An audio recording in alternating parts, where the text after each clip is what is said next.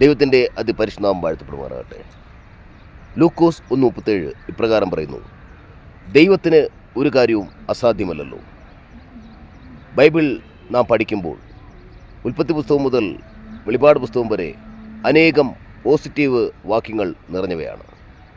ഓരോ വാക്യങ്ങളും നമ്മുടെ ഹൃദയത്തിൻ്റെ അകത്തളങ്ങളിൽ സ്വാധീനം ചെലുത്തുമ്പോൾ ഉണ്ടാകുന്ന വിസ്ഫോടനം ചെറുതല്ല. എൻ്റെ സാന്നിധ്യം നിന്നോടുകൂടെ പോരും, ഞാൻ നിനക്ക് സ്വസ്ഥത നൽകും. പുറപ്പാടാദ്യം 13:14 വായിക്കുമ്പോൾ ഈ വചനം ദൈവത്തിൻ്റെ വലിയ ഉറപ്പിനെ പ്രതിദാനം ചെയ്യുന്നു. ദൈവത്തിൻ്റെ സാന്നിധ്യം, ദൈവം തരുന്ന സ്വസ്ഥത.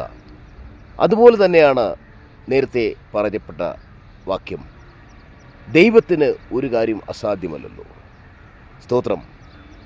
ബൈബിളിലെ ഈ പോസിറ്റീവ് വാക്യം നമുക്ക് തരുന്ന പ്രതീക്ഷ ചെറുതല്ല. നമ്മെ ജീവിതത്തിൽ ശക്തിപ്പെടുത്താൻ, ബലപ്പെടുത്താനൊക്കെ ഈ വചനം സഹായകരമാകും. ഏത് ചത്ത അവസ്ഥയിലും അതിനെ പുനർജീവിപ്പിക്കുവാൻ ദൈവത്തിന് കഴിയും, ദൈവവചനത്തിന് കഴിയും എന്നത് സത്യമാണ്. ഹല്ലേലൂയ. ജീവിതത്തിൻ്റെ അകത്തളങ്ങളിൽ നിരാശപ്പെടുന്ന, സാമ്പത്തികമായി, മാനസികമായി, ശാരീരികമായി ഒക്കെ തളർന്ന അവസ്ഥയിൽ ഈ വചനം നമുക്ക് നൽകുന്ന ശക്തി ചെറുതല്ല. എന്നെ ശക്തനാക്കുന്ന യേശു ക്രിസ്തു മുഖാന്തരം ഞാൻ സകലത്തിലും ജയിക്കും. ഹല്ലേലൂയ.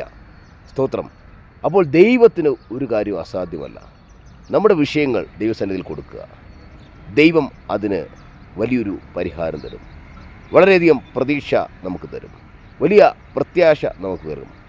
ഏത് കഠിനമായ വിഷയങ്ങളുടെ ഇറങ്ങി ആ കഠിനമായ വിഷയങ്ങളെയും തകർത്തുകൊണ്ട് നമ്മെ വിജയത്തിലേക്ക് നയിക്കുവാൻ ദൈവത്തിന് കഴിയും, ദൈവവചനത്തിന് കഴിയും.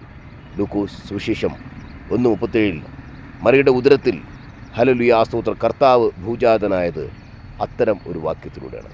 യെസ്, ദൈവത്തിന് ഒരു കാര്യവും അസാധ്യമല്ലല്ലോ. ആമേൻ.